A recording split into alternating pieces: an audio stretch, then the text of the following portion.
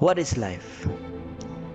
Kana usa sa mga pangutana nga as we grow up nangita tag answer. Kahinumdum pa ba mo? Simple ra man kayong kinabuhi. Dagan-dagan ra sa kalsada. Duwa. So nag-enjoy ta. So what happened now as we grow older?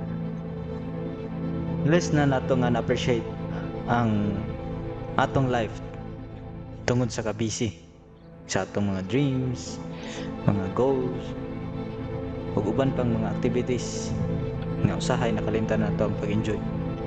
Perhaps kani nga question matubag ni by just observing a kid or a child nga nag-enjoy sa iyang moment, sa iyang pagkabata.